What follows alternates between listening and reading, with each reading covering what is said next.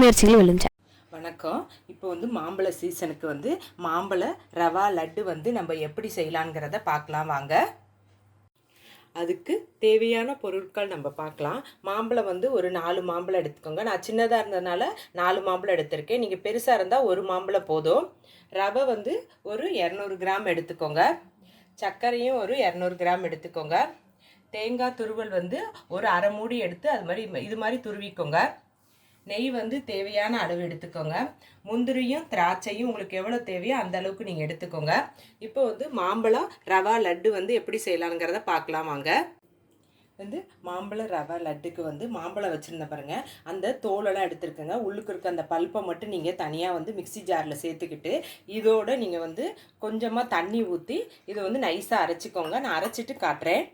மாம்பழம் அரைச்சோம் பாருங்கள், அது இந்த அளவுக்கு வந்து நைஸாக வந்து அரைச்சிக்கோங்க. வந்து மாம்பழ ரவை லட்டுக்கு வந்து நம்ம சர்க்கரை எடுத்துருந்தோம் பாருங்கள். இந்த சர்க்கரையை வந்து இது மாதிரி ஒரு மிக்சி ஜார் வந்து நல்லா தண்ணி இல்லாமல் நல்லா தொடச்சி வச்சுக்கோங்க. இதில் வந்து இந்த சர்க்கரையை வந்து சேர்த்துட்டு இதையும் நல்லா மாவு பதத்துக்கு வந்து அரைச்சிக்கோங்க. நான் அரைச்சிட்டு காட்டுறேன்.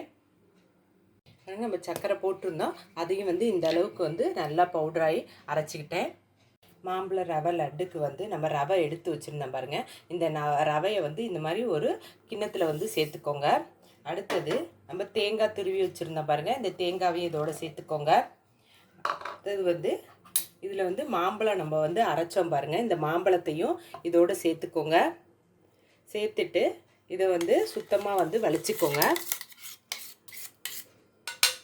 அடுத்தது நம்ம சர்க்கரை வந்து அரைச்சோம் பாருங்கள், இந்த சர்க்கரையும் வந்து இதோடு வந்து சேர்த்துக்கோங்க. சேர்த்துட்டு இதை வந்து நல்லா வந்து மிக்ஸ் பண்ணிக்கோங்க. நான் மிக்ஸ் பண்ணிவிட்டு உங்களுக்கு காட்டுறேன்.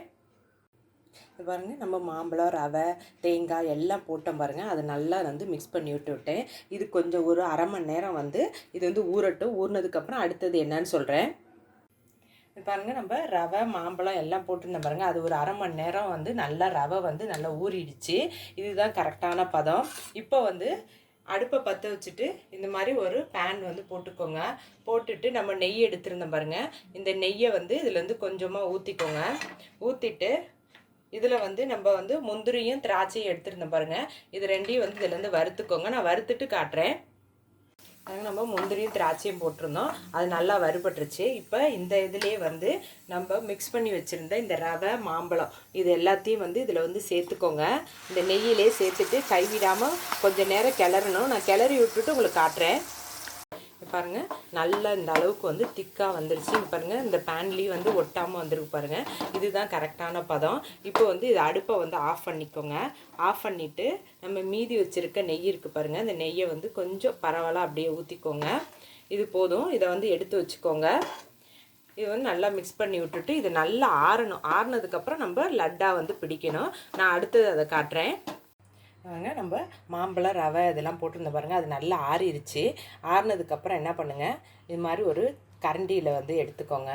எடுத்துட்டு உங்களுக்கு எந்த அளவுக்கு வந்து தேவையோ அந்த அளவுக்கு நீங்கள் வந்து உருண்டையாக வந்து உருட்டிக்கோங்க. இப்போ வந்து இதில் வந்து கையில் வந்து கொஞ்சமாக ஒட்டுது. இதுக்கு வந்து என்ன பண்ணலாம்னா, இந்த பாருங்கள் நெய் வச்சுருக்கேன் பாருங்கள், இந்த நெய்யை வந்து லேசாக வந்து நம்ம கையில் வந்து நல்லா ஃபுல்லாக தடவிக்கோங்க. தடவிட்டு இதிலேருந்து திரும்பியும் அந்த லட்டை எடுத்து இதை எடுத்து நல்லா இப்படி உருட்டினீங்கன்னா நல்லா உருண்டும். அதே மாதிரி உங்களுக்கு தேவையான சைஸ்லேயும் நமக்கு வந்து கிடைக்கும். இந்த பாருங்கள், இந்த மாதிரி கிடச்சிருச்சு பாருங்கள். இதே மாதிரி நான் எல்லாத்தையும் நான் வந்து உருட்டிட்டு காட்டுறேன். பாருங்கள், நான் எல்லாம் வந்து லட்டையும் நான் பிடிச்சிக்கிட்டேன். இந்த பாருங்கள், இது கடைசி லட்டு, இதையும் பிடிச்சிக்கிட்டு ஒரு சுவையான டேஸ்டான மாம்பழ ரவை லட்டு வந்து ரெடி ஆகிடுச்சு. இந்த முழு வீடியோவும் பாருங்கள். இந்த வீடியோ உங்களுக்கு பிடிச்சிருந்துச்சுன்னா லைக் பண்ணுங்கள், ஷேர் பண்ணுங்கள். உங்கள் முயற்சிகள் வெல்லும் சேனலுக்கு சப்ஸ்கிரைப் பண்ணுங்கள். நன்றி.